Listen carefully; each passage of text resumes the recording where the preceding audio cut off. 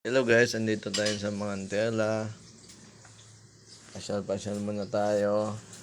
Pasyal-pasyal din pag may time. Ayun guys, andito na kami sa may yung ginawa ilang parang tulay, yung iikot ka rito. Ang ilalim nito guys, lawa ito, lawa. Ay, lawa yan. May ginagawa ilang mga kawayan. Tubig yung ilalim niya guys. May mga yan. May mga water lily pa nga. Ay, pwede ka magpa-picture dyan. Ay, may mga ginagawa silang lugar na doon ka pwede magpa-picture-picture. Ayan. Iikot lang kami nito guys. Ayun sa ay parang tulay na yan. Yung ilalim niyan, yun yung sinasabi ko na. Ayun, lawa yun. Ang lawak niyan. Papuntang yan, Laguna. Ang lawa na yan. Ay, nakapaikot may mga ilaw yan. Ayan, yun sa pinakaupuan nila, pinakatapakan nila. Mga ilaw, kaya ang ganda rito pagkagabi. Ayan. Ang pangit pumunta rito guys, magkailaw. Yan, araw kasi wala kang makikita kasi wala patay pa yung mga ilaw eh. Dapat gabi ka talaga pupunta dito. Kasi pag ganyan, bukas na yung mga ilaw. Ay lang karamihan pinupunta ng tao dito. Pag pumunta ka ng araw dito, kakain ka lang kasi may mga kainan din naman sila dito eh. Ilang pupuntahan mo dito kung talagang kakain lang gusto mo. Ayan, pwede ka punta sa araw. Ang kagandahan pag gabi kasi bukas yan, marami kang makikita. Saka maganda tingnan kagabi. Yung relax, panoorin. Relax mga tanawin. Ang daming tao dito pagka Sabado at Linggo. Hindi kami sumabay sa karamihan tao. Alam ko hamak na araw kami nagpunta dito. Kasi ang hirap makipagsiksikan. May mga bata.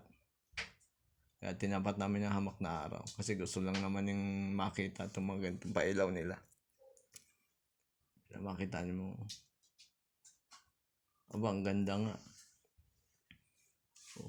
Pag may pagpasok pa nga lang sa mga puno, hindi ko lang nakunan eh.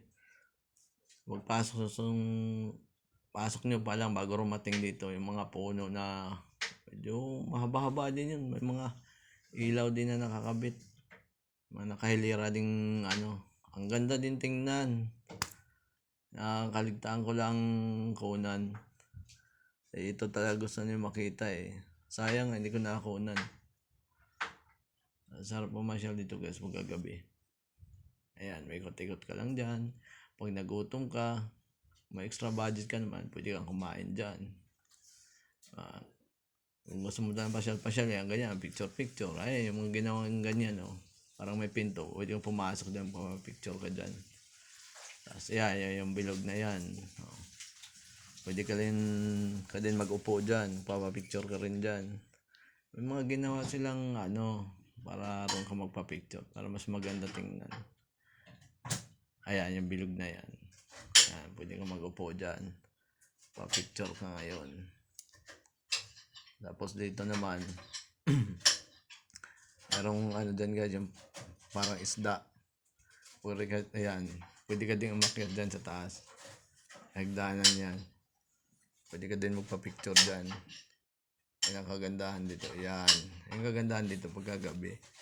Ayun talaga bumubuhay sa lugar nito pagkagabi itong mga ilaw. Kaya guys, try nyo pumasyal dito. Napakagandang lugar na ito. Huwag lang kahit tumapad ng sakay. Gusto nyo naman ng talagang makita yung maraming tao ay Sabado at Linggo. Pagsiksikan kayo dito. Kami guys, hawak na araw kami punta dito eh. Yun lang guys. Maraming salamat. At huwag niyo kalimutan mag-follow, like and share. Thank you guys.